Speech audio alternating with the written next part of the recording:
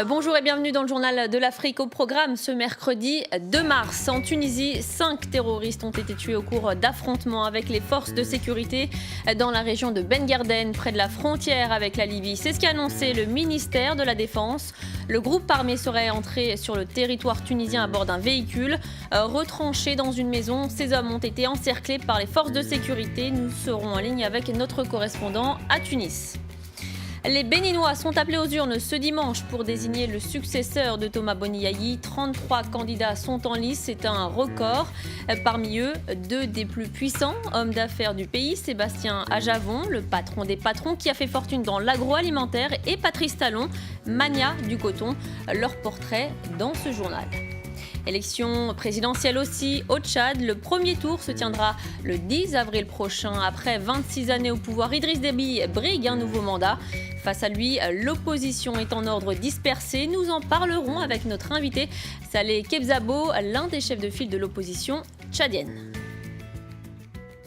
On commence ce journal par cette opération sécuritaire en Tunisie. Cela s'est passé dans le sud du pays, près de la frontière avec la Libye, dans la région de Ben Guerden. Selon un bilan provisoire, 5 djihadistes ont été tués. Nous sommes en ligne avec Sandro Lutens, notre correspondant. Sandro, quelles sont les dernières informations sur cette opération des forces de sécurité tunisiennes ? Eh bien écoutez, il y a plusieurs informations qui partent un petit peu dans tous les sens.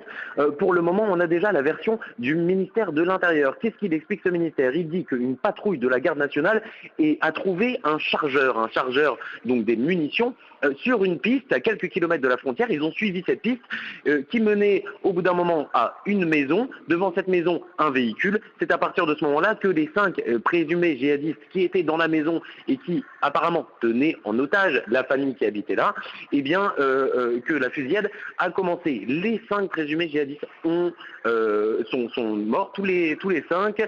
Un aurait d'ailleurs fait exploser une ceinture explosive et les 4 autres ont été tués donc par la garde nationale. Selon des médias locaux, eh bien, un des gardes nationaux aurait été par ailleurs blessé. D'autres médias disent quant à eux qu'un civil aurait été tué. Pas de confirmation encore pour le moment du côté des autorités. De ce côté-là, en revanche, les autorités ont également annoncé que d'autres véhicules identiques à celui trouvé devant la maison ont été trouvés dans les alentours. Ces véhicules-là sont vides. Les autorités partent donc du principe que d'autres djihadistes qui étaient dans le même groupe que ceux qui ont été tués, eh bien, sont aujourd'hui dans la nature, mais ce ne sont que des suppositions donc des autorités, car toujours aucune confirmation. Et alors, il est important de comprendre que cette frontière, eh bien, cette frontière est très poreuse. Cette frontière est le souci principal en termes de sécurité nationale pour la Tunisie. Le souci principal, pourquoi? Eh bien, parce que la Tunisie s'inquiète de ce qui va se passer avec le conflit annoncé en Libye, le conflit donc qui se profile, et s'inquiète pour tous les djihadistes tunisiens qui sont partis en Libye et qui, eux, annoncent toujours, encore et encore, qu'ils vont revenir en Tunisie et menacent la sécurité nationale donc de la Tunisie. C'est une situation extrêmement compliquée et aujourd'hui, la Tunisie met tout en œuvre pour essayer de sécuriser au maximum la frontière.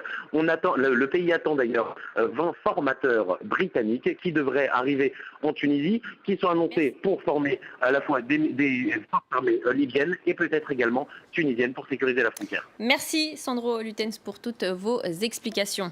Au Bénin, 33 candidats sont donc en lice pour la présidentielle du 6 mars. Après 2 mandats successifs, l'actuel président, Thomas Boni-Yayi, ne peut plus se présenter.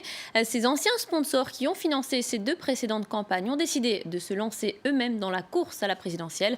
Patrice Talon et Sébastien Ajavon, anciens faiseurs de roi. Les anciens faiseurs de roi déstabilisent la classe politique traditionnelle.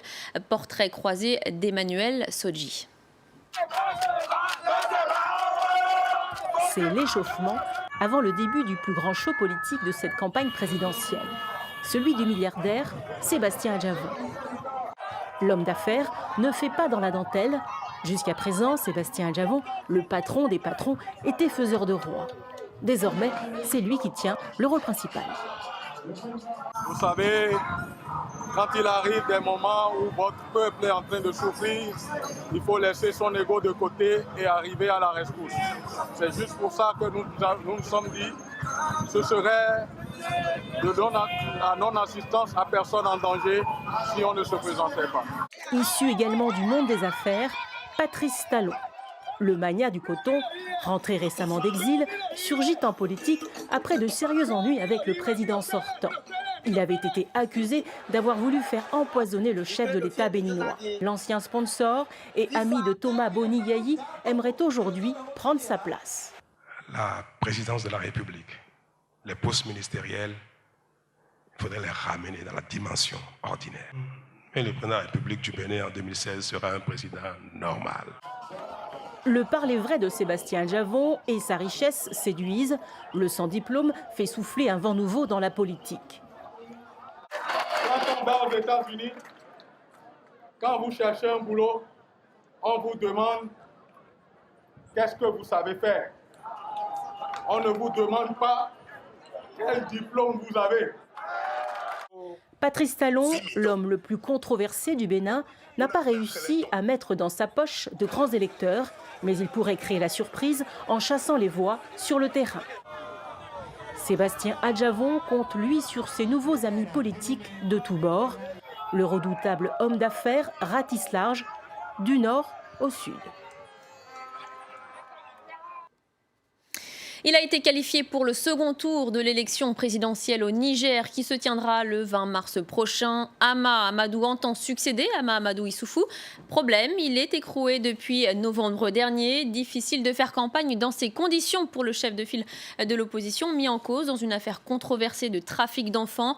Ses partisans lui ont rendu visite ce mercredi en prison.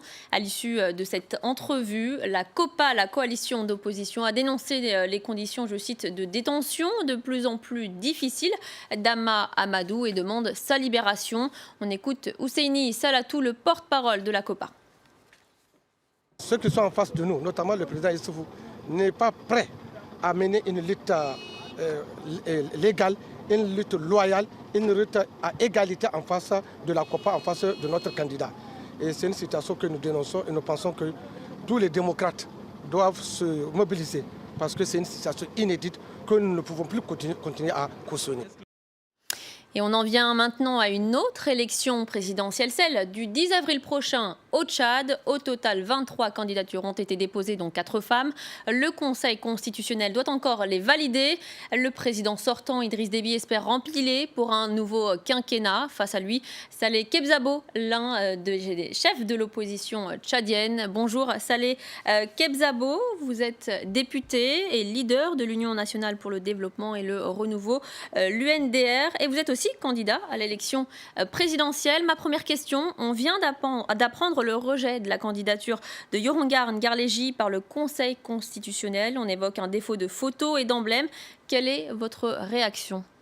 Je suis très surpris parce que Yorongar, c'est un très grand procédurier et il est très méticuleux dans ce qu'il fait.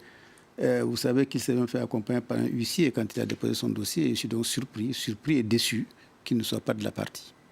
Yorongar Ngarleji était l'un des favoris. Il est arrivé deuxième au cours des précédents scrutins. Il a déposé un recours. Est-ce que vous revendiquez désormais le statut de favori face à Idriss Déby ? Non, je ne pense pas qu'il faille revendiquer quoi que ce soit. Nous allons à une élection, elle est très ouverte. Vous avez vu le nombre de candidats retenus. Et donc, chacun tente sa chance. On ne peut donc pas partir en se disant qu'on est le plus favori des favoris. Vous avez boycotté les deux précédents scrutins, celui de 2006 et celui de 2011. Cette fois, vous avez décidé de déposer votre candidature. Qu'est-ce qui a motivé votre choix ? Fondamentalement, l'accord politique de 2007 avait prescrit qu'on passe à la biométrie électorale. Ça vient d'être fait. Il y a donc eu un recensement biométrique, même s'il y a eu des ratés, avec notamment l'enregistrement des mineurs, l'enregistrement des réfugiés soudanais et centrafricains. Nous pensons que fondamentalement, c'est l'occasion d'y aller. Il faut que la population s'exprime parce que tout le monde au Tchad aujourd'hui dit qu'il est fatigué du régime de Déby.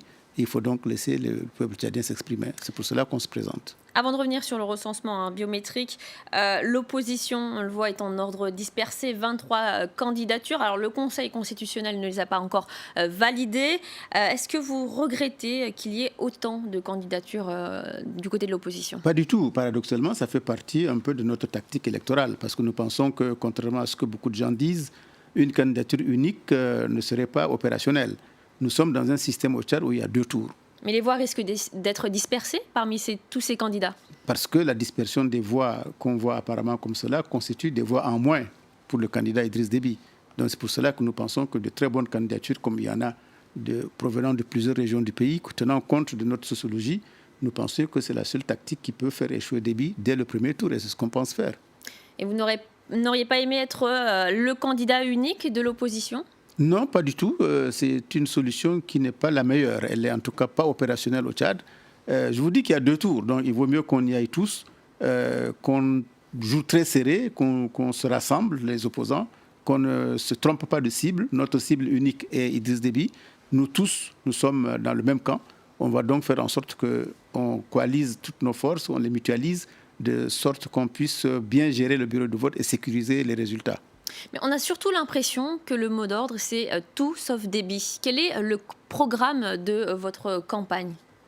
Je ne peux pas vous dire ici en 1 minute quel est le programme de ma campagne. Quelles seraient les priorités, en tout cas, si vous êtes élu, si vous parvenez à être élu président les priorités du Tchad, elles sont très nombreuses parce que c'est un pays qui est en ruine aujourd'hui. Le président Déby qui va être battu à la prochaine élection laisse un pays en ruine et donc tout est à reconstruire à tout point de vue, y compris l'unité nationale, y compris les problèmes de corruption, de détournement, la mauvaise gouvernance.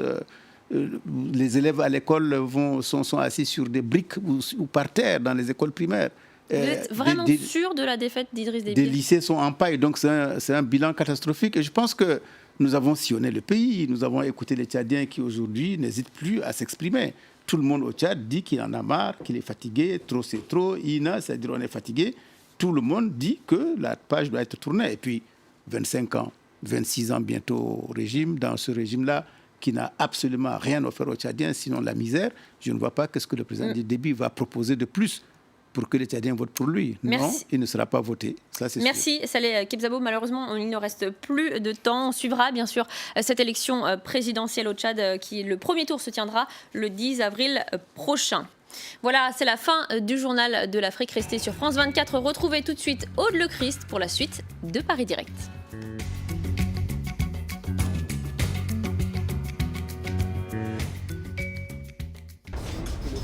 7 jours en France. Cette semaine, 7 jours en France vous propose une visite inédite de la capitale à la découverte du Paris souterrain. Des catacombes en passant par les sous-sols encore inexploités de la Défense, en passant par le métro. Suivez-nous à la découverte de ce Paris mystérieux. 7 jours en France, à voir sur France 24 et France24.com.